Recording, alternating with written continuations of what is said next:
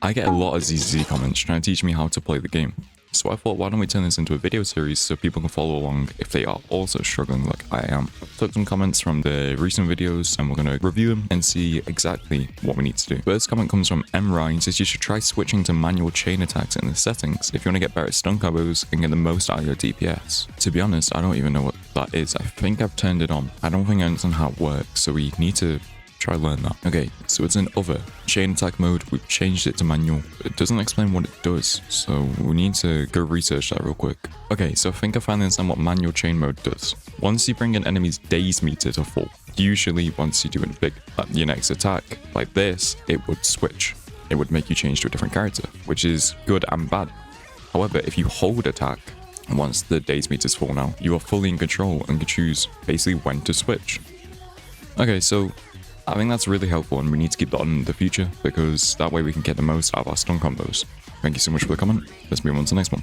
The next comment is by Lord Humongous and he says, I'm going to backseat a little bit just to say that you really don't want to mash Soldier 11's basic attacks. She's got a timing mechanic to where after the first hit, if your timing button presses correctly, her sword will be flaming and her damage will skyrocket compared to just mashing. You're missing a ton of damage if you don't do it, especially once you start investing in her potential upgrades. Her damage without it is basically worthless. I also noticed you dodging a lot of yellow flashes instead of parrying them. You might want to parry those almost because it builds a lot of days on the boss and gives a character who parries energy. Other than that, you're doing it right, playing better than some people have seen who've been playing the game from day one. Also love the low-key profile picture Go character. It's hard, that comment, great comment. So Lord Humongous says that with Soldier 11 attacking normally, as you can see, does not bring fire. If you get the timing just right, flames do pop out. So if I just mash click, no flames, as you can see. If I'm patient with it, let's try to learn the timing here.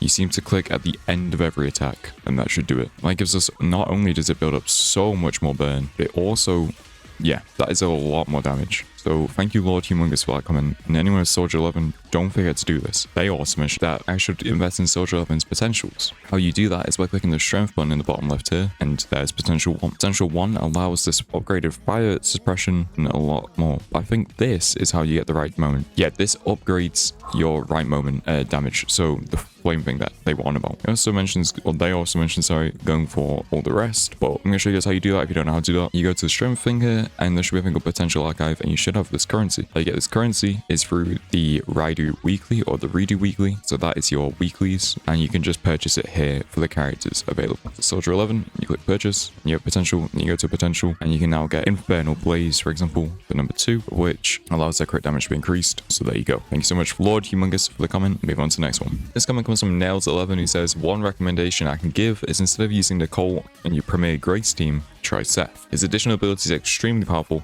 and his shield gives a lot of extra normally proficiency. While Nicole is very powerful, her main strength is with constant quick swaps to keep a very short debuff duration. To be honest, I agree. I don't think Nicole works very well on a Premier Grace team. This is on the floor 15 of the Tower Broke Me video, so we will be going into tower to try this out. So we will try floor 16, Premier, Seth, and Grace, and for our Bang Boo we will use the Shark Boo, which we still haven't leveled up. We need to do that in the account building episode. They are resistance against ice though, but I'm still gonna try it anyways, just for that team, just to see if they are correct or not. Obviously there's no wrong comments, and if I've not got to a comment, it will probably be in the next episode of this.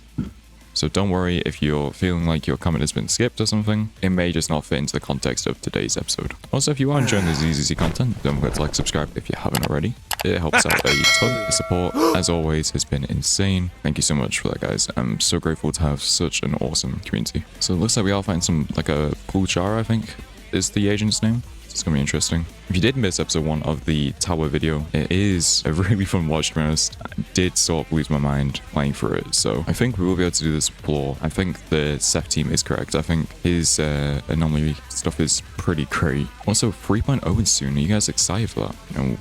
Is 3.0 gonna be exciting content for the game, or is it just gonna be the same old? I guess we have to wait and find out. There is a live stream soon, so I will be watching that. Very exciting stuff for ZZZ.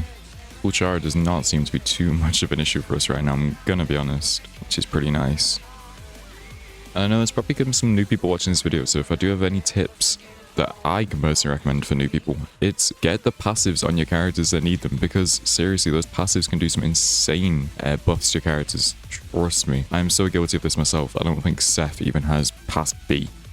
So the last thing in today's video that we will be doing is showing you guys how to upgrade your passives. I'll be using Silly as this example, even though he's not fully leveled and stuff. It's still something I want to show you guys because I know he's a new character. So you press the character icon here.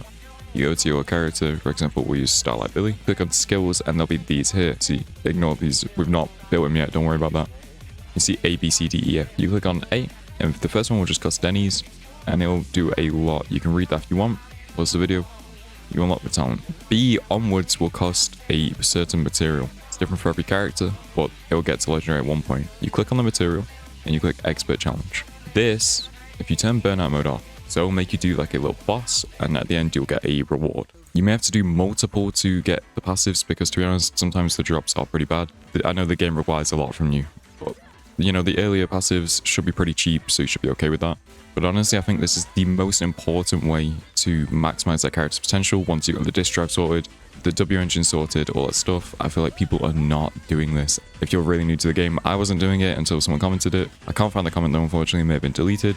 Or it may have been a community post that I've just completely lost. But this is so important. You need to maximize your character's passives. I know some of you are going to be watching this and thinking, you know, this is beginner level stuff. That's kind of the point. Some people, I got a comment on a community post, I'll put it on screen here, basically mentioning how they're looking forward to this video just because they're new to ZZZ and don't really have a great idea of how to play the game. So of course I'm new to ZZZ, but I'm learning faster than I'd say a lot of people are because of you guys. So I wanted to kind of share that wisdom in these videos as well.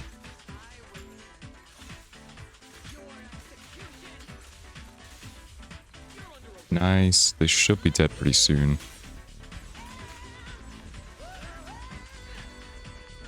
Okay, there we go. That took longer than I expected because I chose a higher level one. So as you can see here, we got 5 of these higher dimensional data bloodstained miasma feathers. Mouthful, I know, but we need these to upgrade Starlight Billy's passives. So if we go back to the return to upgrading now, because we did it straight from here, we can just click on this and unlock his talent. The next one costs 4 and so on. And then the legendary party summit I'll get into now, just because this may confuse some people. This is completely different. You can do something called a notorious hunt. A notorious hunt, from what I understand, is replaying previous bosses that you've already beat or haven't seen yet. In this case, you get 3 attempts at it, and this is where I confuse things. With Expert Challenge, you get as much attempts as you want. That costs energy.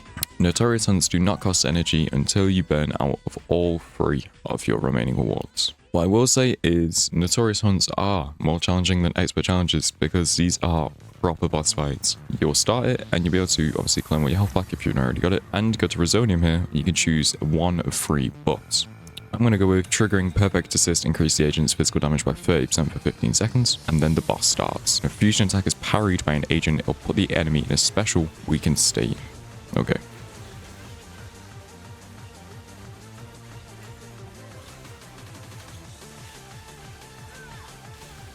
From what I understand, every season you will get 3 attempts again, so you do want to choose wisely which parts they're going for. That's why I backed out because I don't want to spend those on Silly just yet. I'm going to go for someone else. But yeah, you'll only get 1.